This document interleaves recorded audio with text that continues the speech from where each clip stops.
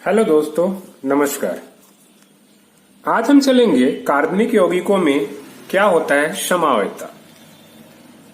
सबसे पहले तो हम समझना चाहेंगे समवायता होता क्या है, किसे कहेंगे समवायता या आइसोमेरिज्म। इसको समझने के लिए चलिए हम एक एग्जाम्पल लेके चलते हैं। जरा ध्यान दीजिएगा, एक एग्जाम्पल है यहाँ पे CH3 CH2OH। आप सभी को पता है किसका सूत्र है, एथिल एल्कोहल का सूत्र है। अब एक यहां दूसरा यौगिक देखें, CH3O CH3। ये किसका सूत्र है? तो ये सूत्र है डाइमेथिल ईथर का सूत्र है। यानी इसमें क्रियात्मक समूह एल्कोहल है, इसमें क्रियात्मक समूह क्या है, ईथर है। दो अलग अलग क्रियात्मक समूह वाले कह सकते हैं यौगिक है। अब जरा यहां विचार करें, इनमें अगर देखें तो कार्बन परमाणुओं की संख्या कितनी मिलेगी, 2 C2। हाइड्रोजन देखेंगे तो कितना मिलेगा, 3 2 5 और 1 6, मतलब कितना है H6। और ऑक्सीजन देखें तो क्या है, 1 है। इस यौगिक पे देखें हम किस पर, डाइमेथिल ईथर की ओर। यहां देखेंगे तो यहां भी कार्बन परमाणुओं की संख्या कितनी दिखाई दे रही होगी, 2। हाइड्रोजन परमाणुओं की संख्या 3 और 3 कितने दिखाई दे रही होगी, 6। और ऑक्सीजन परमाणुओं की संख्या भी क्या दिखाई दे रही होगी, 1। यानी दोनों यौगिकों का देखा जाए तो अणुसूत्र क्या है, सेम है। दोनों का अगर देखा जाए तो अणुसूत्र बिल्कुल क्या है, सेम है। यहां पर क्या है, क्रियात्मक समूह में भिन्नता मिल रहा है। एक तरह से कहें तो संरचना में भिन्नता मिल रहा है। और क्रियात्मक समूह या संरचना में ही नहीं, क्वालिटी में भी डिफरेंस हो गया। ये कहां एल्कोहल है जो पेय पदार्थ है, जबकि ये क्या है, डाइमेथिल ईथर है। हम किसी तरह से इसको पीने में उपयोग नहीं कर सकते हैं। ये नशीला पदार्थ है, पेय पदार्थ के रूप में एथिल अल्कोहल यूज करते हैं, पर हम इसको पेय पदार्थ के रूप में यूज नहीं कर सकते हैं, नशीले पदार्थ के रूप में भी यूज नहीं कर सकते हैं। यानी दोनों का अणुसूत्र समान होने के बाद भी इनकी संरचनाओं में भी अंतर है, गुणों में भी अंतर है। भौतिक गुण में भी अंतर मिलेगा, रासायनिक गुण में भी अंतर मिलेगा। दोनों की प्रकृति क्या होगी, अलग अलग होगी। तो ध्यान रखिएगा, यहां एक ही अणुसूत्र है, पर इन दोनों यौगिकों का क्या है, संरचना सूत्र अलग है ना। इसकी कह सकते हैं क्रियात्मक समूह में भिन्नता है, भौतिक गुण रासायनिक गुण में भी क्या है, भिन्नता है। ये दोनों यौगिक ध्यान रखिएगा एक दूसरे के क्या कहलाएंगे, समावयवी कहलाएंगे। और यही घटना जो होगा, ध्यान रखिएगा, जो घटना हम बात करें, इसी घटना को हम कहते हैं क्या, समावयवता कहते हैं। तो समवायता की परिभाषा क्या हो जाएगी, 2 या 2 से अधिक ऐसे यौगिक जिनके अणुसूत्र क्या होते हैं, समान होते हैं, परंतु जब उनकी संरचनाओं और आकाशीय व्यवस्थाओं या अंतरिक्ष व्यवस्थाओं में अगर क्या भिन्नता मिलती है तो उत्पन्न तो क्या कहेंगे, ऐसे अणुओं को क्या कहेंगे, ऐसे यौगिकों के एक दूसरे के क्या कहेंगे, समावी कहेंगे। और यही घटना या परिघटना क्या कहलाएगी, समवायता कहलाएगी। तो समवायता की परिभाषा क्या है, ये कुछ इस प्रकार रखा हुआ है, आप इसको देख सकते हैं। ये है पूरी समवायता की परिभाषा। दोस्तों, समवायता समझ में आ गया होगा।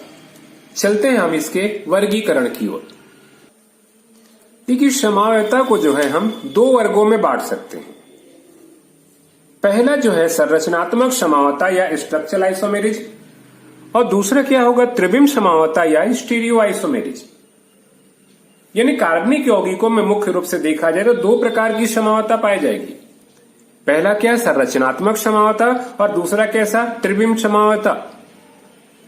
अब इस संरचनात्मक समवायता किसे कहते हैं, तो सीधी सी बात है, क्या होगा, अणुसूत्र समान होगा और संरचनाओं में अंतर होगा। खैर, इसकी डिटेल हम देखेंगे कि आगे इसकी परिभाषा कैसा बनेगा।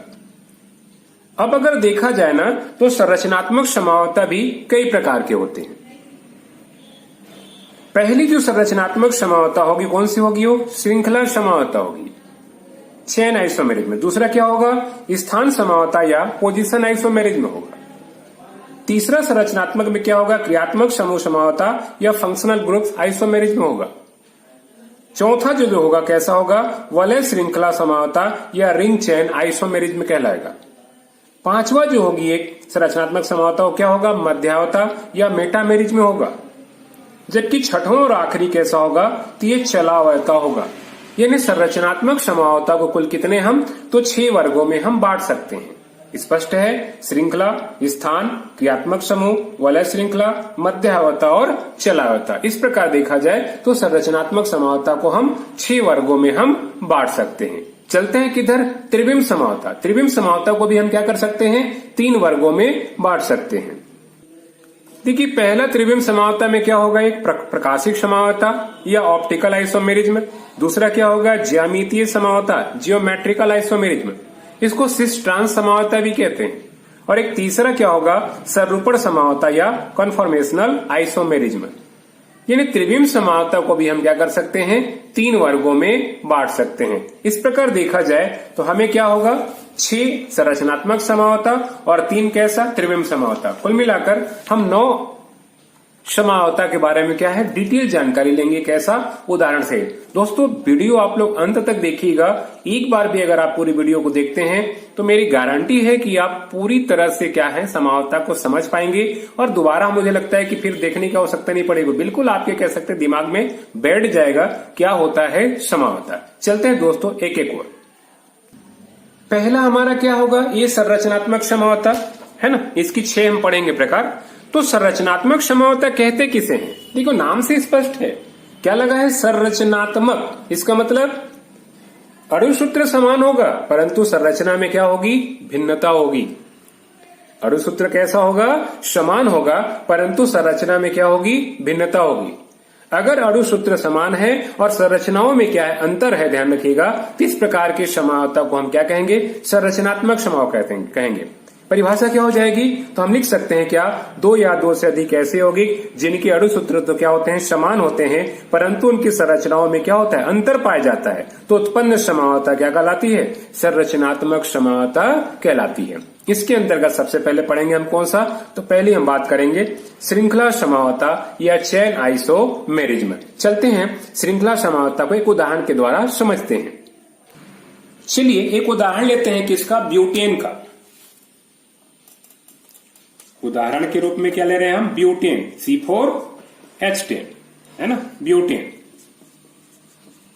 इसका लेते हैं उदाहरण, इसको जरा देखते हैं। अब मान लीजिए इसका उदाहरण पहला कैसा बना रहे हैं हम, कुछ ऐसा बना रहे हैं, CH3, CH2, CH2 और कैसा, CH3, यही है ना, C4, 1 2 3 4 कार्बन और हाइड्रोजन 3 2 5 2 7 और 3 10। ये कह सकता है इसका क्या नाम होगा, केवल ब्यूटेन, या आप चाहें तो इसको नॉर्मल ब्यूटेन भी कह सकते हैं। इसमें किसी प्रकार का कोई पार श्रृंखला नहीं है। अब इसी का एक दूसरा एग्जांपल देखते हैं, कुछ इस प्रकार, CH3CH, ऊपर हमने कर दिया क्या, CH3 और कैसा, CH3। ये भी क्या है, देखिए 4 कार्बन से मिलकर बना हुआ है। हाइड्रोजन की संख्या 3 3 6 3 9 और 1 10। या तो हम क्या कह सकते हैं, इसको आइसोब्यूटेन कह सकते हैं, आइसोब्यूटेन।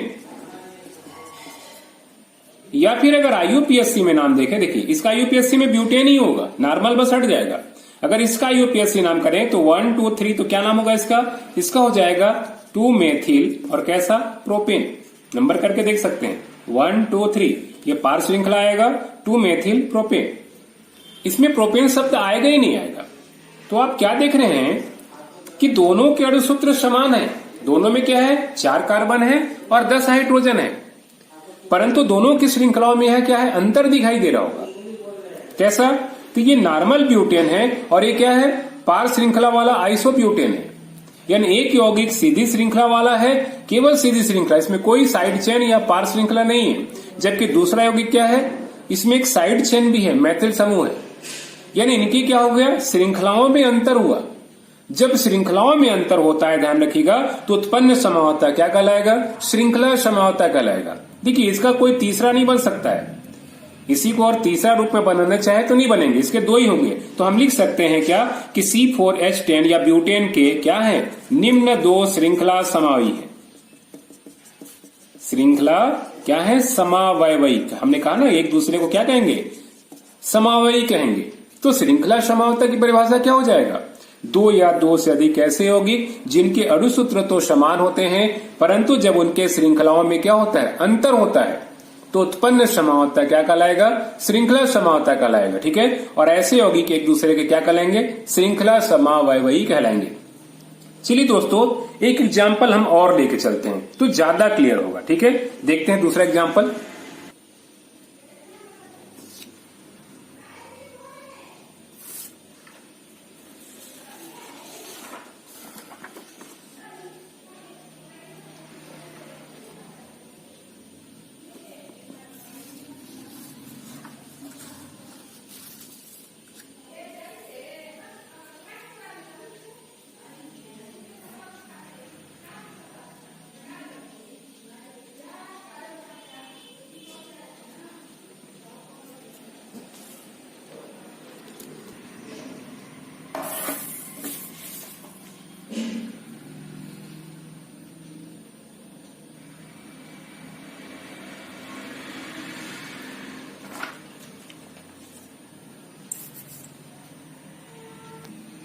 एक उदाहरण देखिए यहां पर, उदाहरण के रूप में हम जैसे ले सकते हैं क्या, यौगिक क्या है, CH3 CH2 CH2 और कैसा, Cl। अब इधर देखें इसी का दूसरा CH3 CH ऊपर Cl और इधर कैसा CH3। यहां Cl क्या है, क्रियात्मक समूह। इसमें नंबर करेंगे तो किधर से करेंगे, इधर 1 2 3। नाम क्या होगा, 1 क्लोरो प्रोपेन। इसमें करेंगे नंबर 1 2 3, इधर से किधर से भी करेंगे वही चलेगा। इसका नाम क्या हो जाएगा, ये दूसरे जगह पे है तो क्या हो जाएगा, 2 क्लोरो प्रोपेन। यहां जो क्रियात्मक समूह है कौन सा है, क्लोरीन है, वो पहले स्थान पे है। और यहां जो ध्यान रखिएगा क्रियात्मक समूह है क्लोरीन, वह किस स्थान पे है, दूसरे स्थान पे है। यहां क्रियात्मक समूह का स्थान क्या है, बदल रहा है। स्थान समावता में ध्यान रखिएगा क्रियात्मक समूह का ही महत्व हो, चाहे डबल बॉन्ड के रूप में हो, ट्रिपल बॉन्ड के रूप में हो, पार श्रृंखला के रूप में हो। पार श्रृंखला मतलब फंक्शनल ग्रुप वाले ना, ध्यान रखिएगा पास में एल्किल मूलक को छोड़ करके क्लोरीन हो, ब्रोमीन हो, नाइट्रो, ये सारे किस में आएंगे, क्रियात्मक समूह वाले आएंगे। अब अगर देखा जाए तो इसमें कितने कार्बन है, 1 2 3 कार्बन है, तो क्या लिखेंगे C3। H कितने हैं, 3 2 5 और 2 7 और एक Cl है। तो हम कह सकते हैं कि C3H7 Cl के क्या है, निम्न दो ही बन रहा है ना, दो क्या है, स्थान समावय वही है। ये है किसका, स्थान समावता को जाना। इससे क्या परिभाषा बनेगा, दो या दो से अधिक ऐसे यौगिक जिनके अणुसूत्र क्या होंगे, समान होंगे, परंतु जब इनमें क्रियात्मक समूह, जो कि क्लोरीन है यहां पर, क्रियात्मक समूह जब अलग अलग स्थानों पर पाए जाते हैं तो उत्पन्न समावता क्या कहलाता है यहां पे, तो स्थान समावयवता कहलाता है। और ऐसे यौगिक एक दूसरे के क्या कहलाएंगे, तो स्थान समावयवी कहलाएंगे। ठीक है, एक उदाहरण और देखते हैं तो ज्यादा समझ में आएगा। एक उदाहरण और देखते हैं, CH3 CH2 CH2, ठीक है, और कैसा, एक और ले लेते हैं, मान लीजिए CH2 और कैसा OH। नंबर करेंगे तो क्या मिलेगा, 1 2 3 4। यहां पर ध्यान रखिएगा क्या है, ब्यूटेनॉल है। क्या है, ब्यूटेनॉल। और ध्यान रखिएगा पहले पोजीशन पर 1 है तो ब्यूटेनॉल 1 होगा। ठीक है, अब इसी का दूसरा रूप देखिए, CH3 CH2 CH OH और कैसा CH3। इसका नंबर करेंगे तो 1 2 3 4। तो इसमें क्या देखिए क्या हो जाएगा, ये भी ब्यूटेनॉल ही है, एल्कोहल है तो क्या है, ब्यूटेनॉल ही है। बट इस बार एल्कोहल किस पोजीशन पे है, दूसरे पोजीशन पे है। क्या तीसरा कोई समावयता बनेगा, आप कहेंगे कि इधर ला देते हैं, इधर लाएंगे तो क्या होगा, जरा गौर से देखिए, कभी कभी हड़बड़ में गड़बड़ होता है। मान लीजिए अगर ऐसे करेंगे तो क्या मिलेगा, 1 2 3 4। यहां भी वही मिलेगा, ब्यूटेनॉल 2, यानी तीसरा यौगिक क्या यहां पर नहीं बनेगा।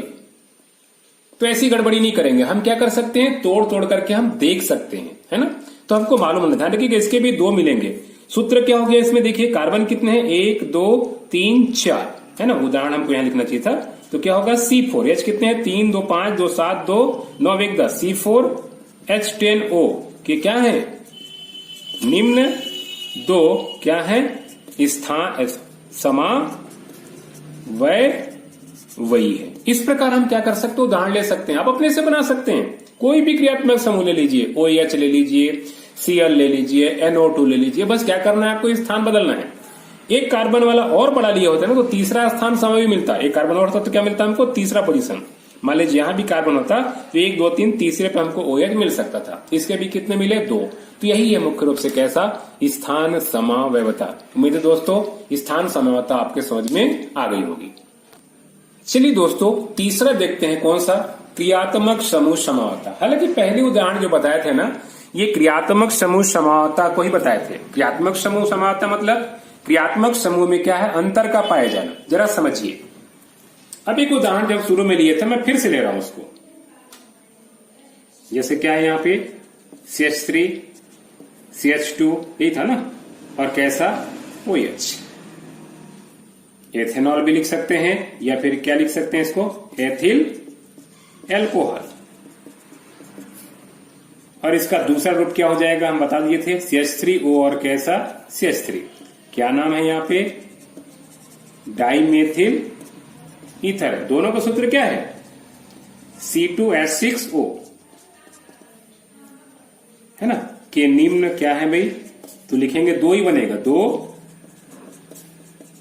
क्रियात्मक समूह क्या है, समावयवी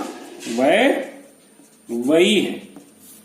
ठीक है, निम्न 2 क्रियात्मक समूह। इसमें क्या दिख रहा है, एल्कोहल है क्रियात्मक समूह, इसमें जबकि क्या है, ईथर है। तो क्या परिभाषा हो जाएगा, 2 या 2 से अधिक ऐसे यौगिक जिनके अणु सूत्र क्या होंगे, समान होंगे, परंतु जब उनमें अलग अलग क्रियात्मक समूह उपस्थित होता है तो उत्पन्न समावयवता क्या कहलाता है, क्रियात्मक समूह समावयवता कहलाता है। और ऐसे यौगिक एक दूसरे के क्या कहलाएंगे, क्रियात्मक समूह समावयवी कहलाएंगे। ठीक है, तो चलते हैं क्या, एक उदाहरण और समझते हैं दूसरा। ठीक है, इसी प्रकार एक दूसरा उदाहरण देखते हैं उसमें। चलिए दूसरा उदाहरण देखते हैं, इसका क्या होगा, एक उदाहरण लेके चलते हैं हम किसका, C3H6O के। ठीक है, क्या लिखेंगे हम, निम्न खाली स्थान देखेंगे, क्या है भाई, तो क्रियात्मक समूह समावयवी है। अब कितने बनेंगे देखते हैं। तो देखिए इसमें पहला यौगिक बनेगा कैसा, CH3।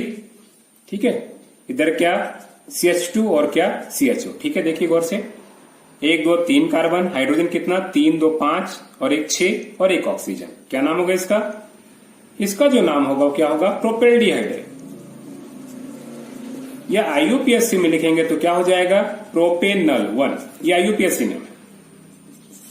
अब इससे एग्जाम्पल दूसरा देखते हैं, क्या, CH3CO और क्या, CH3। ये सूत्र क्या है, एसीटोन का है, या डाइमेथिल कीटोन भी कह सकते हैं, या इसी को क्या कह सकते हैं, प्रोपेनॉन।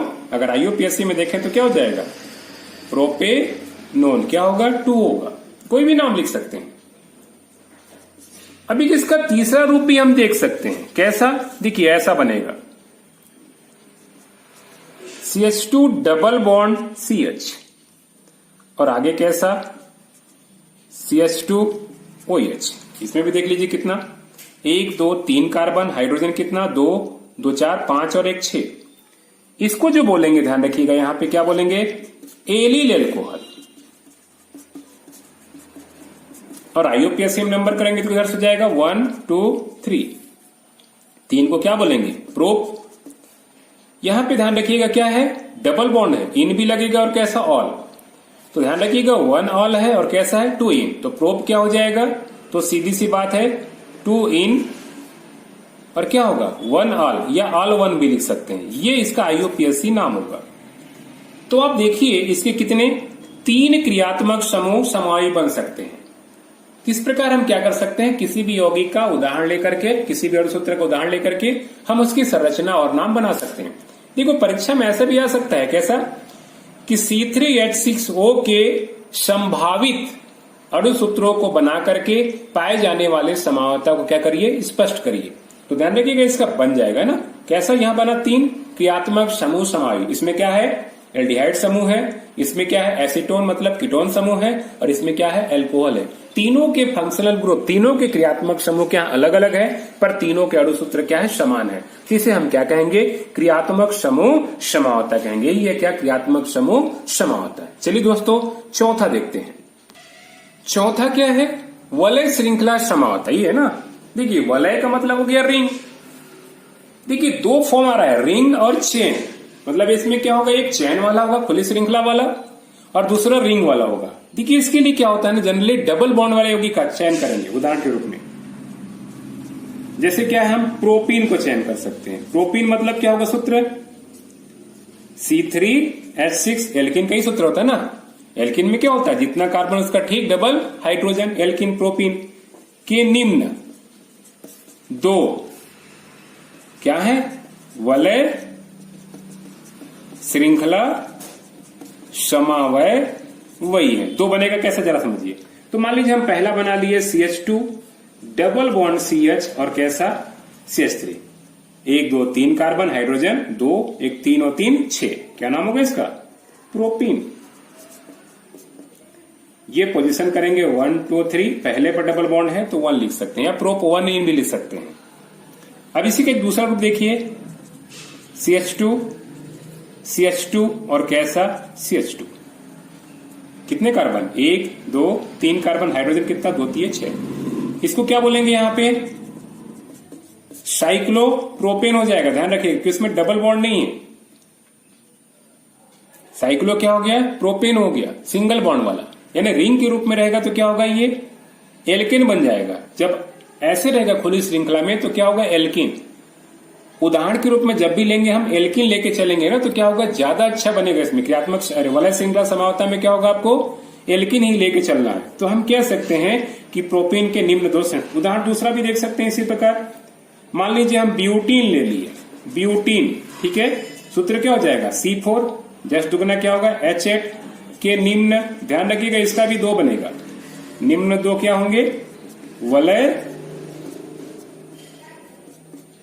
श्रृंखला क्या है, तो समावय वही है। कैसा बनेगा, तो देखिए बनेगा CH2 double bond CH CH2 CH3, 1 2 3 4 carbon hydrogen कितना हो गया 2, 1 3 2 5 और 3 8। इसी को क्या कर लीजिए, ऐसा बना लीजिए CH2 बना लेंगे ना, इधर नीचे भी कर ले क्या CH2, इधर भी कर ले क्या CH2, क्या नाम होगा इसका, साइक्लो ब्यूटेन हो जाएगा।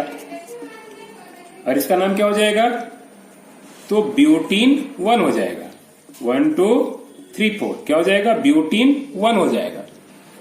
तो हमको क्या देखने को मिल रहा है कि यहाँ एक यौगिक जो है खुली श्रृंखला वाली है और दूसरा कैसा है, तो चक्रीय यौगिक है, रिंग वाला। तो ये रिंग हो गया, और ये चैन कहता है, ये कैसा, तो ये चैन वाला हो गया, रिंग वाला। इसलिए कहते हैं रिंग चैन कैसा, आइसोमेरिज्म, यानी 2 या 2 से अधिक। परिभाषा क्या होगा इसका, 2 या 2 से अधिक ऐसे यौगिक जिनका अणुसूत्र तो समान होते हैं, परंतु जब एक यौगिक खुली श्रृंखला वाली और दूसरा बंद श्रृंखला वाली या चक्रीय यौगिक होती है तो उत्पन्न समावता क्या कहलाएगा, एक दूसरे के वलय श्रृंखला समावता कहलाता है। ठीक है, एक दूसरे के क्या कहलाएंगे, वलय श्रृंखला समावि कहेंगे। समावता क्या कहेंगे हम, वलय श्रृंखला समावता कहते हैं। और एक यौगिक एक दूसरे के क्या कहलाएंगे, वलय श्रृंखला समावयवी कहलाएंगे। दोस्तों ये वलय श्रृंखला समावता भी आपको समझ में आ गई होगी। चलते हैं 5वें की ओर।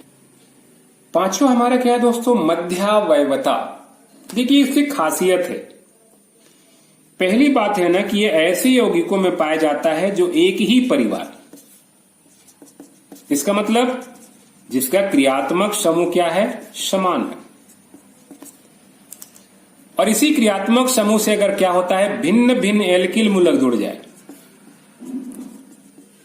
भिन्न भिन्न क्या हो, क्रियात्मक समूह से एल्किल मूलक जुड़ जाए, तो ये समावता उत्पन्न होता है। एग्जाम्पल से देखें, अब एग्जाम्पल यहां पे CH3 CH2O CH2 और CH3। नाम क्या हो जाएगा इसका? डाई एथिल है ना, दोनों तरफ एथिल और कैसा? ईथर। इसमें क्रियात्मक समूह कौन है? ऑक्सीजन। यहां पे देखिए दोनों तरफ क्या है? एथिल जुड़ा हुआ है। अब इसका एक दूसरा एग्जांपल देखें, CH3O CH2 CH2 और कैसा? CH3। एक तरफ क्या है? मेथिल हो गया, अब क्या हो गया? दूसरी तरफ प्रोपिल हो गया, तो इसका नाम क्या हो जाएगा? मेथिल। फिर बड़े वाले का नाम कैसा? प्रोपिल और कैसा? ईथर। आप इन दोनों यौगिक में देख रहे हैं कि यहां ऑक्सीजन से दोनों तरफ एथिल मूलक जुड़ा है, लेकिन इसमें क्या दिख रहा है? एक में मेथिल जुड़ा है, दूसरे में प्रोपिल। यहां एथिल का नामो निशान नहीं है, तो यही एक दूसरे के क्या कहलाएंगे? मध्यावयवी कहलाएंगे। ठीक है, इसमें और भी बनेगा दोस्तों, मैं दो ही दिखा रहा हूं, इसमें एक तीसरा भी बनेगा। कैसा बनेगा जरा समझिए, ये ऐसा बनेगा CH3 CH CH3 और O और कैसा? CH3। गौर से देखिए, 3 3 6 3 9 1 10 ही होगा, यानी उदाहरण के रूप में हम क्या लेके चल रहे हैं? C4H10O, वही है ना, 4 कार्बन, हाइड्रोजन कितना है? 3 2 5 2। C4H10O के क्या है? निम्न। ध्यान रखिएगा यहां 3 बन रहा है, तो क्या लिखेंगे? 3 मध्यावयवी है। ये कैसा बना? ध्यान रखिएगा, इधर मेथिल है, इधर क्या है? ये प्रोपिल है, पर आइसोप्रोपिल है, तो नाम क्या हो जाएगा इसका? मेथिल आइसोप्रोपिल और क्या कह देंगे? ईथर। यही क्या होगा? इसका IUPAC नाम होगा। तो यहां दिख रहा होगा कि C4H10O तीनों के सूत्र वही है, पर यहां हमको 3 प्रकार के कह सकते हैं। क्या मिला हमको? मध्यावयवी मिला। इसमें क्या देखिए, दोनों तरफ एथिल जुड़ा है, इसमें एक तरफ मेथिल, दूसरी तरफ क्या है? प्रोपिल जुड़ा है। और इसमें क्या है? एक तरफ मेथिल तो समान दिख रहा है, दूसरी तरफ कैसा हो गया? आइसोप्रोपिल। यानी यहां पे क्या है? एल्किल मूलक बदल रहा है। इसमें केवल और केवल एथिल है, इसमें क्या है? मेथिल और प्रोपिल है। इसमें क्या है? मेथिल तो सेम मिल रहा है, लेकिन ये तीसरा वाला क्या है? यहाँ पे आइसोप्रोपिल हो जाता है। इस प्रकार उत्पन्न समावता क्या कहलाता है? मध्यावयविता कहलाता है। इसकी परिभाषा देखो इस प्रकार नहीं बनाएंगे, हम लिख सकते हैं क्या इसमें कि मध्यावता ऐसे यौगिकों में पाया जाता है जो एक ही परिवार का सदस्य होता है, जिनका क्रियात्मक समूह क्या होता है? समान होता है, परंतु जब उस क्रियात्मक समूह से अलग अलग प्रकार के एल्किल मूलक जुड़ते हैं तो क्या होता है? मध्यावता उत्पन्न होती है। यही था कैसा? मध्यावयवता। चलिए दोस्तों, संरचनात्मक समावता में एक आखिरी चलते हैं, कौन सा? चलावयवता की ओर। देखिए, चलावयवता की बात करें ना तो इसकी खासियत है, वास्तव में क्या है ना, ये क्रियात्मक समूह समावता का ही एक रूप है। जो क्रियात्मक समूह समावयवता देख चुके हैं, बस उसी का एक दूसरा रूप है, थोड़ा सा चेंजिंग है। इसमें भी क्या होगा? क्रियात्मक समूह बदलेगा, पर नाम चलावता पड़ा कैसे? जरा समझिए। तो एक एग्जाम्पल लेके चलते हैं, HCl। इसको तोड़ेंगे तो क्या मिलेगा? H ये मिलेगा ना, C और ट्रिपल बॉन्ड कैसा मिलेगा? N। यही ना HCl। क्या बोलेंगे इसको हम? Hydrogen cyanide. हाइड्रोजन साइनाइड, ठीक है। अब इसी का दूसरा रूप देखिए, ऐसा HNC। इसको तोड़ेंगे तो कैसे टूटेगा? HN ट्रिपल बॉन्ड कैसा? C। एक इसमें क्या होगा? बैलेंसिंग के लिए उपसंयोजक बंध होगा। ये क्या है? हाइड्रोजन आइसोसाइनाइड है। हाइड्रोजन आइसोसाइनाइड है। देखिए, इसमें साइनाइड क्रियात्मक समूह है और इसमें क्या है? आइसोसाइनाइड है, यानी क्रियात्मक समूह बदल रहा है। इसलिए तो हमने कहा कि एक विशेष प्रकार का क्या है?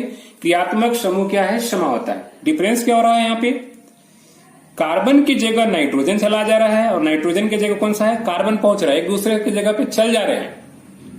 उसी से पड़ा है क्या? चलावयवता। इसको कैसे व्यक्त करेंगे समझिए। ये वास्तव में ध्यान रखिएगा, हम इसको एक दूसरे के क्या कहेंगे? साम्य में कहेंगे, यानी कि यहां जगह बदल रहा है। तो हम कह सकते हैं, कैसे लिखेंगे परीक्षा में, कि यह एक विशेष प्रकार की क्या है? क्रियात्मक समूह समावता है, जिसमें एक ही पदार्थ क्या होता है? दोनों प्रकार के समावयव को प्रकट करता है। एक ही पदार्थ है, इसको ही प्रकट कर रहा है और कैसा, इस प्रकार का प्रकट करता है। और जो क्या होते हैं एक दूसरे के बीच साम्य में उपस्थित रहता है, मतलब कभी ये दिखेगा कभी ये दिखेगा। इस प्रकार क्या कर सकते हैं हम, चलावता को प्रदर्शित कर सकते हैं। एक एग्जाम्पल और ले सकते हैं, कैसा, इसके जगह ले सकते हैं दूसरा, कैसा, ऐसा भी ले सकते हैं CH3 और कैसा Cn, और इसे क्या ले सकते हैं CH3 और कैसा NC, है ना। तोड़ वैसे बनेगा, ये क्या कहलाएगा, मेथिल साइनाइड। मेथिल साइनाइड मतलब इसको ऐसे भी लिख सकते हैं ना, CH3C ट्रिपल बॉन्ड N, और इसको कैसे लिख सकते हैं, तो CH3 है ना N, या ना CH3N और वही क्या ट्रिपल बॉन्ड C, इधर क्या रहेगा, एक उप सहसंयोजक बंद रहेगा। ये क्या कहलाएगा, मेथिल आइसो साइनाइड कहलाएगा। तो आपको दिख रहा होगा यहाँ पे दो प्रकार के, क्या दिख रहा है यहाँ पे, दिखाई दे रहा है आपको, तो चलावता दिखाई दे रहा है ना, दो, ये पहला उदाहरण ये हो गया, दूसरा उदाहरण हो गया।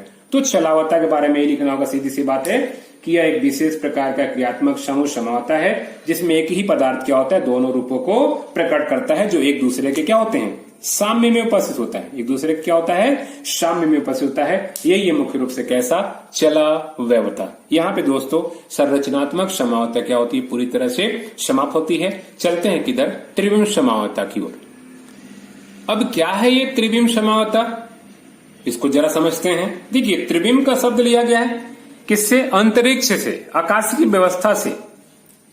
यानी यौगिक तो एक ही रहेगा पर उसमें क्या है, व्यवस्था अलग अलग होगा। समझ सकते हैं कैसा, मान लीजिए हमारी उंगलियां ऐसा है, अब ये दो उंगलियों की स्थिति बदल गई, उंगलियां तो हमारी चार वही है, अब ये स्थिति बदल गई या ये स्थिति में चले आ गए, यानी केवल स्थितियां क्या होगा, परमाणुओं का बदलेगा। जैसे हमारी उंगलियों की स्थिति बदल रही है तो वैसे क्या होगा, केवल अंतरिक्ष में आकाशीय व्यवस्था में स्थितियां बदलेगा। बाकी हमारे क्या होंगे, वही चार उंगली है ना, ये दोनों मिला के 10 हो जाएंगे, 5-5। लेकिन इन चारों की अगर बात करें तो ये चारों उंगलियों की क्या स्थिति केवल बदल रही है, बाकी चार के चार ही उंगली आपको दिखाई दे रही है यहाँ पे, है ना। ये मेन क्या है, इसकी स्थिति बदल रही है। बस यही जो स्थितियां बदल रही है ना, एक दूसरे के क्या कहलाएंगे, त्रिविम समावि कहलाएंगे। और यही घटना कहलाता है क्या, त्रिविम समावता। इसकी परिभाषा क्या हो जाएगा, तो देखिए कह सकते हैं दो या दो से अधिक ऐसे यौगिक जिनके अणु सूत्र क्या होते हैं, समान होते हैं, परंतु जब उनकी आकाशीय व्यवस्था या अंतरिक्षीय व्यवस्था में क्या होता है, अंतर पाया जाता है, तो उत्पन्न समावता क्या कहलाता है, त्रिविम समावता कहलाता है। इसको किस प्रकार, इस प्रकार हम परिभाषित कर सकते हैं। ये रहा आपके सामने कैसा परिभाषा। चलिए दोस्तों, परिभाषा के बाद हम चलते हैं कहां, तो इसके बहुत सारे जो प्रकार हैं उनका हम क्या करेंगे, डिटेल लेके चलेंगे।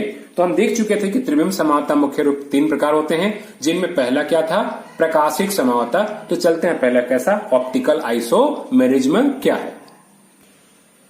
देखिए प्रकाशिक समावता को अगर समझना है तो इसमें प्रकाश, एक विशेष प्रकार की प्रकाश को जानना आवश्यक है।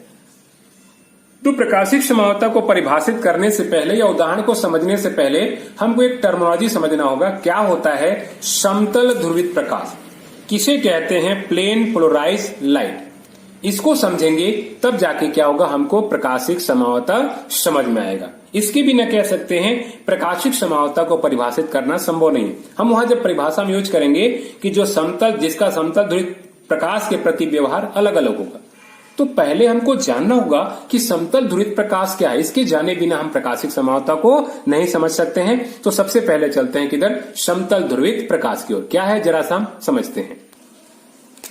देखिए दोस्तों, अगर हम सामान्य प्रकाश की बात करें, समझते हैं,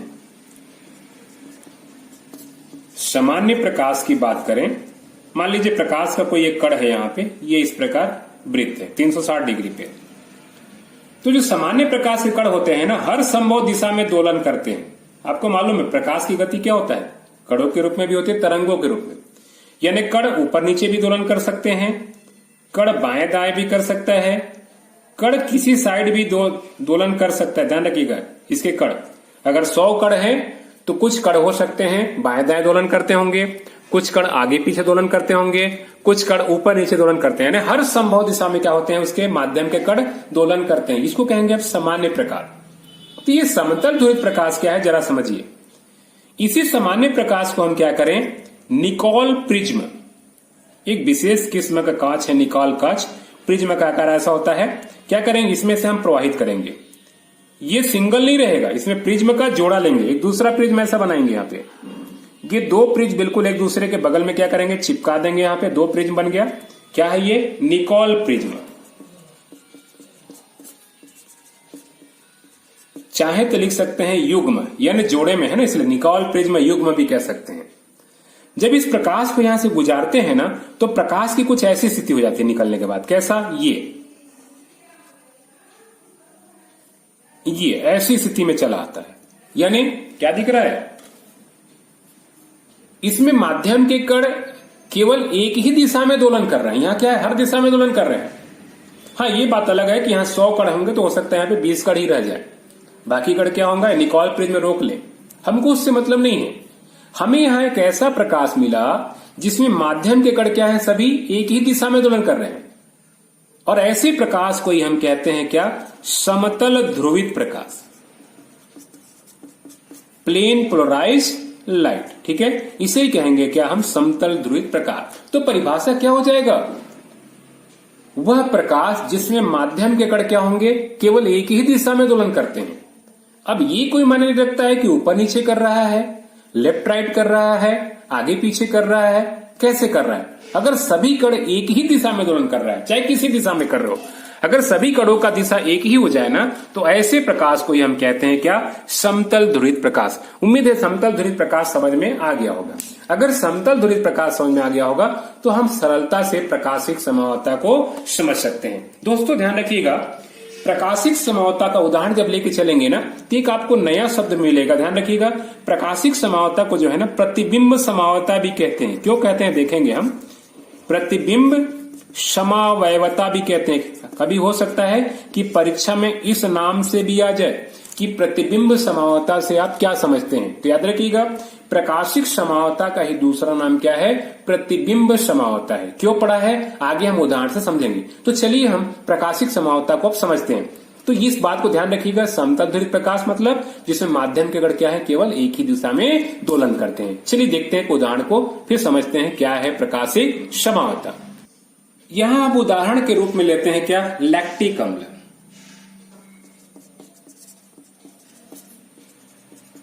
क्या ले रहे हैं हम, लैक्टिक अम्ल। देखते हैं क्या सूत्र इसका होगा, क्या होगा इसका, CH3 CH कोष्टक में लिख सकते हैं OH और कैसा, COOH। ये अणुसूत्र होगा, या ऐसा भी लिख सकते हैं CH3 CH ऊपर कर दें OH और COOH। यह है लैक्टिक अम्ल का सूत्र। अब जरा इसके अणुओं को व्यवस्थित करके क्या करते हैं, हम एक एग्जांपल लेके चलते हैं। देखिए इसको कैसे व्यवस्थित कर रहे हैं।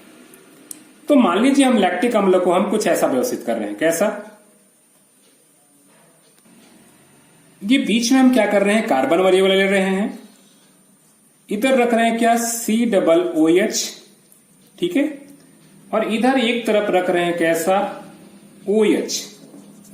इधर रख रहे हैं कैसा, H इसका ना, और नीचे रख रहे हैं क्या, CH3। ये इसका पहला रूप, इस तरह से हम व्यवस्थित कर रहे हैं।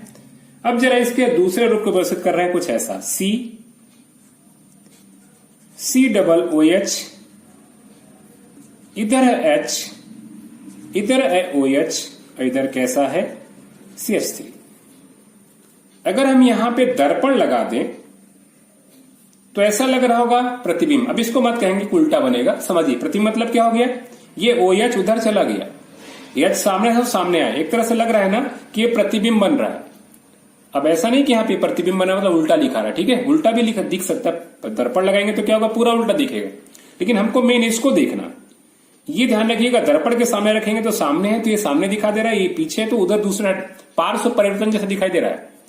ये दर्पण प्रतिबिंब जैसा दिखाई देते हैं, इसीलिए तो कहते हैं क्या, इसको प्रतिबिंब समवर्तता कहते हैं। अब ये दो बनाए हैं, इसका दो रूप, इसमें डिफरेंस क्या है, हमने कहा ना कि त्रिबिंब समवर्तता में क्या होता है, यौगिक एक ही होता है, परंतु क्या उसका स्थान केवल बदलता है। चलिए देखते हैं ना, ये मान लीजिए क्या है, ए है और ये क्या है, बी है। अब समझिए, अब मान लीजिए हमने क्या किया, ये पात्र लिया, ये पात्र, इसमें क्या रखा हुआ है, पहला वाला रूप रखा है ए, और यहां पर हम क्या कर रहे हैं, इसमें सामान्य प्रकाश भेज रहे हैं इधर से। अब इधर से निकलेगा तो क्या होगा, समझिए, जरा समझिए प्रकाश की स्थिति क्या होगा, देखें जरा गौर से। ये इसकी पूर्व स्थिति थी, ऐसा ये, यानी जहां पे प्रकाश है वहां पे नहीं रहेगा, इसकी स्थिति क्या होगी, बदल जाएगी। कैसा, ये कुछ ऐसा हो जाएगा, ये यानी अपने पूर्व की स्थिति से क्या है, थोड़ा बाईं ओर क्या हो गया, घूम गया। ऐसे रूप को कहते हैं यहां पे कैसा, वाम ध्रुवण घूर्णन, या इसी को बोलते हैं क्या, लियो रोटेटरी, लियो रोटेटरी, लियो रोटेटरी। यह ध्यान रखिएगा, इसी को बोलते हैं माइनस एल रूप, या एल रूप कहेंगे, सॉरी एल रूप, या इसी को माइनस रूप के नाम से जानते हैं। यानी जो समतल ध्रुवित प्रकाश को बाईं तरफ घूर्णित करेगा उसको क्या कहेंगे हम, वाम ध्रुवक घूर्णक कहेंगे, या उसको लियो रोटेटरी कहेंगे, या उसको एल रूप कहेंगे, एल रूप ना, या फिर क्या कहते हैं, माइनस रूप के नाम से जाना जाता है। अब अगर क्या करें, इसके जगह हम बी को ले जाएं, बी को रखें और यहां से प्रकाश ऐसा गुजार रहे हैं, इस प्रकार के प्रकाश, तो निकलने के बाद क्या होगा, ये ऐसा होगा। ये अगर पूर्व स्थिति है तो ये पोजीशन कुछ ऐसा बदलेगा, मतलब ये क्या, किधर, दाईं ओर घुमा दिया। बी रूप क्या कर रहा है, दाएं, देखिए ए रूप किधर, बाईं तरफ घुमाया था समतल ध्रुवित प्रकाश को, जबकि बी रूप क्या कर रहा है, दाईं तरफ घुमा रहा है। तो ऐसे रूप को यहां पे कहते हैं क्या, दक्षिण ध्रुवण घूर्णक। क्या कहेंगे इसको, दक्षिण ध्रुवक घूर्णक, या इसको कहते हैं क्या, डेक्स्ट्रो रोटेटरी, डेक्स्ट्रो रोटेटरी, ठीक है ना। यह ध्यान रखिएगा, इसी को कहते हैं क्या, डी रूप, यह ध्यान रखिएगा इसी को प्लस रूप भी कहते हैं। क्या कहेंगे, प्लस रूप के नाम से भी क्या होता है, जाना जाता है, जिसको डी रूप भी कहते हैं या प्लस रूप भी कहते हैं। तो आपको यहां दो प्रकार के लैक्टिक अम्ल दिख रहा होगा। पहले वाले की खासियत क्या हो गया कि ये बाईं तरफ घुमाया, इसीलिए क्या कहते हैं इसको हम, माइनस या एल, क्या नाम देंगे इसको, लैक्टिक अम्ल कहेंगे पहले वाले को, और दूसरे वाले को क्या बोलेंगे, प्लस या डी लैक्टिक अम्ल। तो ये लैक्टिक अम्ल का दो फॉर्म मिला, एक लियो रोटेटरी और दूसरा कैसा, डेक्स्ट्रो रोटेटरी। तो प्रकाशिक समावता की परिभाषा क्या हो जाएगा, एक ही यौगिक के दो या दो से अधिक ऐसे रूप जिनका समतल ध्रुवित प्रकाश के प्रति व्यवहार क्या होता है, अलग अलग होता है। आप सोचिए ना भाई, इसका व्यवहार क्या है, अलग है, ये बाएं तरफ घुमा रहा है, इसका व्यवहार क्या है, अलग है, ये दाईं ओर घुमा रहा है। यानी इन दोनों का व्यवहार अलग अलग है, ये एक दूसरे के ऐसे रूप हैं कि इनका व्यवहार अलग अलग है। ऐसे यौगिक एक दूसरे के प्रकाशिक समायोगी कहलाएंगे, और यही घटना कहलाता है क्या, प्रकाशिक समावता कहलाता है। ठीक है, तो क्या कहलाएंगे एक दूसरे के, प्रकाशिक समावयवी कहलाते हैं। ठीक है, बस यही है प्रकाशिक समावता। चलिए इसी में एक चीज और समझना होगा, जैसे क्या था, ये बाईं तरफ घुमा रहा था, कैसा, दाईं तरफ। अब हम क्या कर रहे हैं, एक डब्बा ले रहे हैं, कांच का पात्र ले रहे हैं, और इसमें क्या कर रहे हैं, 50% ए भर रहे हैं, 50% बी भर रहे हैं। समझ पा रहे हैं, 50% क्या कर रहे हैं, ए भर रहे हैं, और 50% क्या कर रहे हैं, तो बी भर रहे हैं। दोनों की बराबर मात्रा यहां पे हम ले रहे हैं। ठीक है ना, समझिए। अब दोनों इसे भर दिए, अब क्या इसका व्यवहार होगा, ये जो है क्या करेगा, बाईं ओर घूर्णित करने का प्रयास करेगा, और एक इधर दाईं ओर घूर्णित करने का प्रयास करेगा। यानी एक बाईं तरफ घुमाने की कोशिश करेगा, एक दाईं तरफ। ऐसी स्थिति में क्या होगा, वो किसी दिशा में नहीं घूम पाएगा। एक तरह से ये कैसा हो जाएगा, ध्रुवक अघूर्णक हो जाएगा, यानी घुमाएगा ही नहीं। ऐसा जो मिश्रण होता है ना, इस मिश्रण को क्या कह सकते हैं हम, डीएल मिश्रण कह सकते हैं। तो क्या कहेंगे, डीएल मिश्रण कहेंगे। ठीक है, एक और इसका नाम पड़ता है, इसी को क्या कहते हैं, रेसेमिक मिश्रण के नाम से भी जाना जाता है। क्या कहेंगे, रेसेमिक मिश्रण। प्रश्न आ सकता है रेसेमिक मिश्रण क्या है। तो याद रखिएगा दोस्तों, किसी भी यौगिक कि जब 50% क्या होंगे वाम ध्रुव घूर्णक और 50% क्या दक्षिण ध्रुव घूर्णक, या 50% L या माइनस रूप, और अगर 50% क्या करेंगे D या प्लस रूप, इन दोनों की जो समअणुक मिश्रण, समअणुक मिश्रण को ही हम क्या कहते हैं, यहां पे डीएल मिश्रण या रेसेमिक मिश्रण कहते हैं। ऐसा भी कह सकते हैं कि किसी भी यौगिक के डी रूप तथा एल रूप या माइनस रूप और कैसा प्लस रूप के सम अणुक मिश्रण को, समान अणु वाले मिश्रण को क्या कहते हैं यहां पे, तो डीएल मिश्रण या रेसेमिक मिश्रण कहते हैं। यही है मुख्य रूप से कैसा, प्रकाशिक समझौता। और भी एग्जाम्पल लेके दोस्तों देख सकते हैं, कई एग्जाम्पल आपके बुक में दिया होगा। अगर इसमें किसी को कोई डाउट्स, कोई दिक्कत होगा तो आप कमेंट सेक्शन में आप क्या कर सकते हैं, कमेंट कर सकते हैं, तो मैं एक दूसरा और भी बना के वीडियो भेज सकता हूं। ओके, चलते हैं कहा, दूसरा ज्यामितीय समझौता की ओर। देखिए ज्यामितीय समझौता यहां पे देख रहे हैं हम तीसरा, ये क्या है, इसको सिस ट्रांस समझौता भी हम कह सकते हैं, जियोमेट्रिकल आइसोमेरिज्म या सिस ट्रांस समझौता। याद रखिएगा ये समझौता ऐसे कार्बनिक यौगिकों में पाया जाता है ना जिसमें कार्बन कार्बन के बीच क्या हो, डबल बॉन्ड हो, या कार्बन और नाइट्रोजन के बीच क्या हो, डबल बॉन्ड हो। यानी कार्बन कार्बन के बीच डबल बॉन्ड हो, या फिर कैसा, कार्बन और नाइट्रोजन के बीच डबल बॉन्ड हो। ठीक है, ऐसे यौगिकों में क्या होगा, हमको ज्यामितीय समझौता या सिस ट्रांस समझौता देखने को मिल सकता है। अब इसमें क्या है ना, सिस और ट्रांस दो फॉर्म होता है, इसी दो फॉर्म के चलते इसका नाम पड़ा क्या है, सिस ट्रांस समझौता। चलिए एक उदाहरण के रूप में देख सकते हैं, कैसा ले सकते हैं हम, तो उदाहरण के रूप में लिख सकते हैं क्या, एक ब्यूटीन 2, सूत्र क्या हो जाएगा इसका, तो हो जाएगा CH3 CH double bond CH और कैसा CH3। अब इसमें हम समझते हैं क्या होता है ज्यामितीय समझौता। इस उदाहरण से हम देख पाएंगे किस प्रकार का होता है। चलिए इसको हम इस प्रकार व्यवस्थित कर रहे हैं, कैसे व्यवस्थित करेंगे जरा हम देखते हैं ना। तो पहला रूप हम इसको ऐसे लिख सकते हैं, कैसा, देखिए इसको फैलाएंगे ना, CH3 ये C इधर H, यही है इतना बस, और डबल बॉन्ड इधर कैसा C, इधर H, इधर कैसा CH3, वही है CH3 CH double bond CH और कैसा CH3, हमने व्यवस्थित कर दिया। अब इसी का एक दूसरा रूप देखिए कैसा, ऐसा CH3 CH double bond C, इधर कैसा CH3 और इधर आ गया कैसा H। इसमें समान परमाणु क्या है, यह अणु एक तरफ है, दोनों H एक तरफ, दोनों CH3 एक तरफ। इसको ही बोलते हैं क्या, समपक्ष रूप, या इसी को इंग्लिश में क्या बोलते हैं हम, सिस। इसका नाम क्या हो जाएगा, सिस ब्यूटीन। और ध्यान रखिएगा ये दोनों क्या होंगे, अगर ये आयत होगा इस प्रकार तो ये क्या होगा, ये विकर्ण कहलाएगा। ये एक दूसरे के विकर्णता स्थित है, हाइड्रोजन भी एक दूसरे के विकर्णता हो रहा है और CH3 भी एक दूसरे के क्या विकर्णता, इसलिए क्या है ना, विकर्ण के चलते इसको बोलते हैं क्या, विपक्ष, या इसी को क्या बोलते हैं हम यहाँ पे ट्रांस बोलते हैं।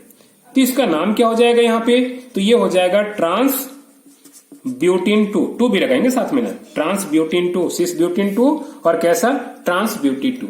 यही है ज्यामितीय समझौता। इसमें क्या हो रहा है, कार्बन कार्बन के बीच जो डबल बॉन्ड है उससे जुड़े, जो ध्यान रखिएगा एल्किल मूलक है और भी क्या है परमाणु है, ये अलग अलग कह सकते हैं क्या, व्यवस्था बदल रही है। इसी समझौता को हम कहते हैं क्या, सिस ट्रांस समझौता, या इसी को कहते हैं क्या हम, ज्यामितीय समझौता। चलिए एक उदाहरण और देखते हैं, पहला उदाहरण था, उदाहरण नंबर हम दूसरा देखते हैं, किसका देखते हैं। देखिए पहला एक ग्रुप देखते हैं HC डबल OH, इधर क्या डबल बॉन्ड, इधर CH और कैसा C डबल OH। अब एक दूसरा ग्रुप देखते हैं क्या, ऐसा HC single bond C double OH double bond कैसा C, इधर है H, इधर क्या है C डबल OH। इसमें देखिए समान पक्ष एक तरफ है तो इसको बोलेंगे क्या, सिस। ध्यान रखिएगा इस यौगिक का नाम क्या है, मेलेइक अम्ल। क्या नाम है इस यौगिक का, तो इस यौगिक का नाम है मेलेइक अम्ल, सिस मेलेइक अम्ल कहलाएगा। और जब इस रूप में चला आता है तो इसको क्या कहेंगे हम, ट्रांस। ध्यान रखिएगा यहां पे नाम भी बदलता है, फ्यूमेरिक अम्ल, इसको क्या कहेंगे हम, मेलेइक अम्ल। इसका नाम क्या है, फ्यूमेरिक अम्ल। यौगिक एक ही है, केवल जगह बदल जाने से ध्यान रखिएगा इनके दो रूपों का नाम भी अलग अलग दिया गया है। इसको बोलेंगे क्या, मेलेइक अम्ल, और इसको क्या बोलेंगे, फ्यूमेरिक अम्ल। यानी सिस पोजीशन वाले का नाम मेलेइक है और ट्रांस वाले का क्या है, फ्यूमेरिक है। यही है मुख्य रूप से कैसा, ज्यामितीय समावता या सिस ट्रांस समावता। इसको कैसे लिख सकते हैं, तो लिख सकते हैं क्या कि इस प्रकार की समावता है ज्यामितीय समावता ऐसे यौगिकों में पाया जाता है जिनमें दो कार्बन परमाणु या कार्बन और नाइट्रोजन परमाणु क्या हो गए, एक दूसरे से परस्पर द्विबंध द्वारा क्या होते हैं, बंधे होते हैं। और इनमें प्रत्येक समूह जो है ना, प्रत्येक समूह में जो है उसमें क्या है, दो भिन्न भिन्न परमाणु जुड़ा होता है। प्रत्येक कार्बन जो होता है या नाइट्रोजन क्या होगा, दो भिन्न भिन्न परमाणु से जुड़ा होता है और उनकी व्यवस्थाएं क्या होती है, यहाँ पर बदलती है। तो इस प्रकार की समावता को हम क्या कहते हैं, यहाँ पे ज्यामितीय समावता या सिस ट्रांस समावता कहते हैं।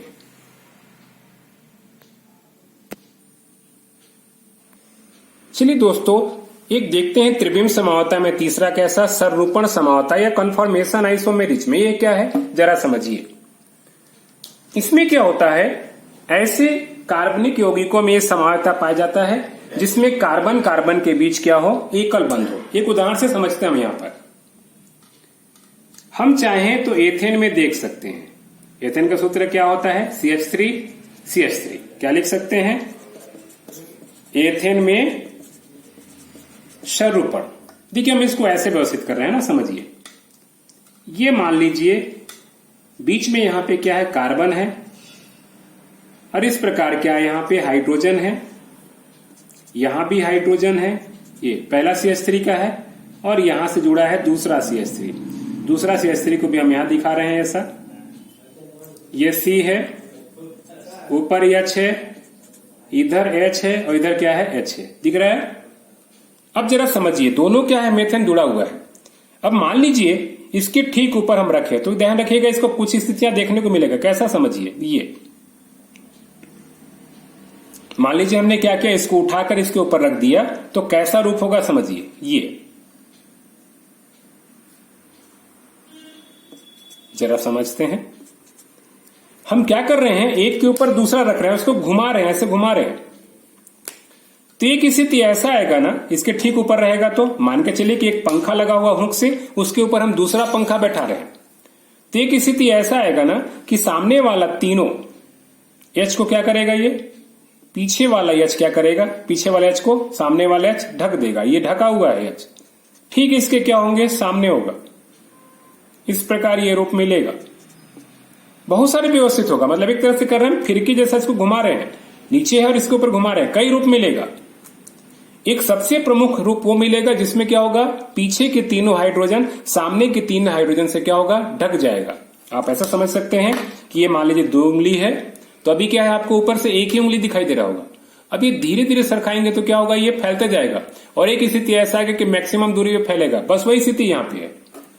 और एक दूसरी स्थिति हमको ऐसा देखने को मिलेगा, ध्यान रखिएगा इसमें, कि ये जो कार्बन है ना, इसमें क्या होगा, सामने के हाइड्रोजन और इधर के हाइड्रोजन क्या होंगे, अधिकतम दूरी पे होंगे, ये मैक्सिमम दूरी पे होंगे।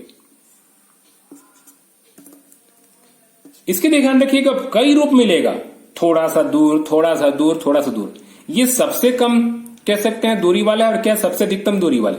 कम दूरी का मतलब है एक दूसरे को ढकने वाले हैं और क्या एक दूसरे से अधिकतम दूरी पर है। यहाँ प्रतिकर्षण बल हल्का लगेगा क्योंकि ये दोनों एक दूसरे के नजदीक आ रहे हैं, और यहाँ क्या अधिकतर लगेगा। ये जो पहला रूप रहता है ना, इसको यहां बोलते हैं क्या, सांतरित रूप।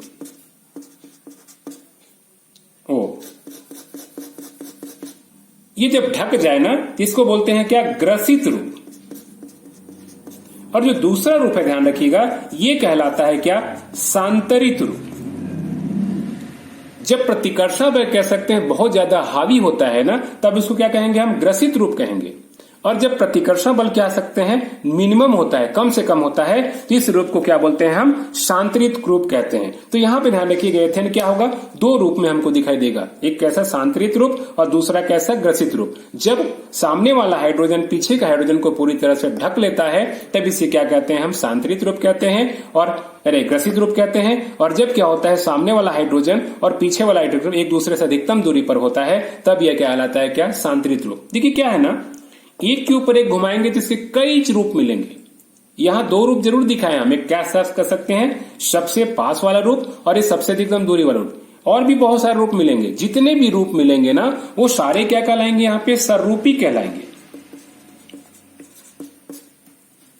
और यही घटना कहलाता है क्या, सर्रूपण।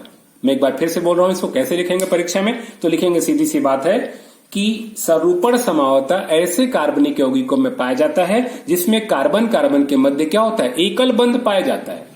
और जब इस एकल बंध के मध्य क्या होता है, मुक्त घूर्णन होता है, तो हमें कई आकाशीय व्यवस्थाएं प्राप्त होती है। जब कार्बन कार्बन एकल बंध के मध्य मुक्त घूर्णन होता है, मान के चलो कि एक स्थिर है और दूसरा क्या हो रहा है, घूम रहा है, तो हमें कई अलग अलग रूप देखने को मिलता है। ऐसे रूप एक दूसरे के क्या कहलाते हैं, सर्रूपी कहलाते हैं। और यही घटना कहलाता है क्या, सर्रूपण। एथेन के भी कई सर्रूपी होंगे। इसमें से कह सकते हैं कि सबसे एक मेन कौन सा होगा, ग्रसित रूप होगा, और एक सबसे क्या होगा, शांतरित रूप होगा। ग्रसित रूप में क्या होगा, हाइड्रोजन परमाणु यानी आगे वाला हाइड्रोजन परमाणु पीछे वाला हाइड्रोजन परमाणु को ढक देगा, और शांतरित रूप में क्या होगा, यह अधिकतम दूरी पे होगा। याद करने का समझ लीजिए दोस्तों, इसको याद करने का तरीका भूल सकते हैं, जैसे मैं खुद ही भूल गया, लेकिन अचानक कैसे याद किया समझिए। याद करने का तरीका क्या समझो, मान लीजिए आप सिनेमा हॉल में पिक्चर देख रहे हैं और आपके ठीक कुर्सी के सामने वाला क्या होगा, कोई बड़ा आदमी मोटा बैठ गया, आप क्या हो जाएंगे, ढक गए ना। पर्दे और क्या है, पर्दा, और आपके बीच कौन सा आ गया, एक मोटा आदमी आ गया, यानी आप उससे ग्रस्त हो जाएंगे। ये है ग्रसित रूप। याद करने का तरीका समझिए, ट्रिक्स है ये कि अगर आप सिनेमा हॉल में पिक्चर देख रहे हैं और सामने क्या है, सपोज दैट क्या कुर्सी उसका नीचे ना हो, प्लेन में ही हो, और क्या हो सामने बैठ गया ऊंचा बढ़िया आदमी, आप क्या है थोड़ा नाटा है, तो क्या करेगा, आपको देखने के लिए बार बार लेफ्ट राइट करना पड़ेगा, यानी आप उससे ग्रस्त हो गए। इसीलिए क्या कहलाएगा, ग्रसित रूप। ढक गया मतलब ग्रसित रूप। और जब वही व्यक्ति क्या हो जाए, उठ करके बगल की कुर्सी पे चला जाए अधिकतम दूरी पर, तो क्या होगा, हमको आसानी से सिनेमा दिखाई देगा, पिक्चर दिखाई देगा पर्दे पर। तो ये रूप कैसा हो जाएगा, शांत। फिर हम ग्रस्त नहीं रहेंगे, आराम से क्या होगा, शांत होकर क्या करेंगे, पिक्चर को देखेंगे। तो इस तरह से आप ट्रिक्स के क्या कर सकते हैं, याद कर सकते हैं कि कौन सा ग्रसित रूप है, कौन सा। देखिए मैं खुद भी यहाँ पे क्या है कंफ्यूज हो गया था, बस अचानक माइंड में हमारा हंट किया कि जब एक दूसरे से ग्रसित है मतलब ढका हुआ है, तो कौन सा रूप होगा, ग्रसित रूप, और एक कैसा होगा, शांतरित रूप। तो ध्यान रखिएगा ये किसमें था, एथेन में सर्रूपण समावता था। एक उदाहरण और देख सकते हैं दोस्तों, बहुत अति महत्वपूर्ण है, और वो क्या है, साइक्लोहेक्सेन में सर्रूपण। देखिए साइक्लोहेक्सेन का सूत्र क्या होता है, C6H12 होगा ना, C6H12। कैसा रूप होगा ये, सामान्य रूप में हम ऐसा कहते हैं, अंदर कोई डबल बॉन्ड नहीं होगा। अब इसका दो रूप देखने को मिला है, कैसा जरा समझिए। इस प्रकार समझते हैं, ये ऐसा बनता है रूप। पहला तो आप ऐसा बना सकते हैं, ये कार्बन यहां पे, और दूसरे में क्या करेंगे, थोड़ा सा ये कार्बन को थोड़ा लंबा दूर तक ले जाएंगे, ये ऐसा। एक कार्बन ऊपर से ऐसा खींचेंगे, यहां पांचवा, और एक कार्बन कहां खींचेंगे हम, यहां से नीचे खींचेंगे। ये आपको ध्यान रखिए कैसा दिखाई देगा, इसको पीछे नीचे पहिया लगाए तो क्या दिखेगा, सोफा सेट जैसा दिखेगा। यानी एक तरह से क्या है, ये कुर्सी जैसा दिख रहा है। इसीलिए ध्यान रखिएगा ये साइक्लोहेक्सेन का क्या कहलाता है, कुर्सी सर्रूपण। अभी हम बैठाएंगे हाइड्रोजन, अब इसे एक दूसरा रूप देखिए, एक कार्बन, एक कार्बन, एक कार्बन, एक कार्बन, एक कार्बन किधर, इधर, और एक दूसरा कार्बन क्या, इधर। अब क्या दिखाई दे रहा होगा, ये नाव या बोट के समान दिख रहा होगा। इसलिए ध्यान रखिएगा ये क्या कहलाता है, नाव सर्रूपण कहलाता है। ये साइक्लोहेक्सेन में है। अब इसमें क्या है, हाइड्रोजन हम बैठाएंगे, कैसे बैठाएंगे, अधिकतम दूरी पर। ये H बैठ गया, ये H बैठ गया, ये इधर H बैठ गया, इधर भी H बैठ गया, है ना, अधिकतम दूरी पर। ये किधर बैठेगा H, इधर एक H बैठ गया, इधर H बैठ गया, ठीक है। उसी प्रकार ये किधर H बैठ गया, इधर H बैठ गया, ठीक है ना। यहां भी किधर H बैठेगा, इधर H बैठेगा, इधर कैसे बैठेगा, एक H इधर बैठेगा, इधर एक H बैठेगा, ठीक। ये कैसा हो गया, नाव सर्रूपण है, कुर्सी सर्रूपण का हो गया। अब इसमें कैसे बैठेगा, तो ध्यान रखिएगा, इधर H बैठेगा, इधर भी H बैठेगा, इधर H, इधर भी कैसा H, ये भी कैसा H, इधर भी H, इधर भी H, इधर भी H, ठीक है। उसी प्रकार इधर H और कैसा इधर H। इस प्रकार हम क्या कर सकते हैं, हम हाइड्रोजन को बैठा सकते हैं। अब अगर देखा जाए तो यहां पे हम शो कर सकते हैं, ध्यान रखिएगा दोनों में क्या रूप है। वास्तव में देखा जाए ना तो साइक्लोहेक्सेन का जो है ना, ये कौन सा पहला फॉर्म, कुर्सी, ये अति स्थायी स्वरूप है। मतलब कह सकते हैं क्या, ये इसका एक तरह से सांतरित रूप है। और इसमें क्या होता है ना, देखिए भले दूर दूर दिख रहा है, लेकिन इन दोनों हाइड्रोजन के बीच यहाँ पे एक प्रतिकर्षण बल, हम इतना बड़ा जरूर बना देखें, लेकिन क्या है जब बनता है बोर्ड तो बहुत नजदीक आते हैं, तो इन दोनों क्या होता है एक दूसरे के बीच प्रतिकर्षण बल काम करते हैं। तो एक तरह से क्या ध्यान रखिएगा, ये कम स्थायी वाला है। एक तरह से कह सकते हैं ये थोड़ा सा क्या है, ग्रसित रूप है। तो हम कह सकते हैं कि साइक्लोहेक्सेन में दो प्रकार का संरूपण होता है। कैसा, एक चेयर फॉर्म कुर्सी संरूपण, और दूसरा कैसा, नाव संरूपण, या फिर क्या कह सकते हैं, बोट फॉर्म कहते हैं। कुर्सी संरूपण कह सकते हैं साइक्लोहेक्सेन का सबसे स्थायी संरूपण है, जबकि नाव संरूपण अपेक्षाकृत क्या है, कम स्थायी संरूपण है। क्यों, क्योंकि दोनों जो दिख रहा है कार्बन के बीच यहाँ HA, इन दोनों के बीच क्या होता है, प्रतिकर्षण बल कार्य करने से एक दूसरे से कह सकते हैं ग्रसित स्थिति में आता है। एक दूसरे से क्या होता है, प्रतिकर्षण बल कार्य करता है। यही है मुख्य रूप से कौन सा, ग्रसित रूप। तो दोस्तों यही था कैसा, तो कुर्सी स्वरूपण और कैसा, नाव स्वरूपण। यहाँ पे दोस्तों स्वरूपण समावता समाप्त होती है। उम्मीद है कि समावता आपको विस्तृत रूप से समझ में आ गई होगी, सारी जानकारी प्राप्त हो गई होगी। दोस्तों अगर कोई भी डाउट, कोई दिक्कत होगा तो कमेंट सेक्शन में कमेंट कर सकते हैं, है ना। इसके बाद हम फिर से और नए तरीके से समझा सकते हैं। ओके दोस्तों, मुझे उम्मीद है वीडियो पसंद आई होगी। अगर वीडियो पसंद आएगी तो प्लीज लाइक शेयर सब्सक्राइब जरूर करेंगे। जिनके पास भी ये वीडियो उपलब्ध नहीं है उनको भी क्या कर सकते हैं, लिंक भेज करके सब्सक्राइब जरूर कराइएगा दोस्तों। इसी उम्मीद के साथ ओके, थैंक यू।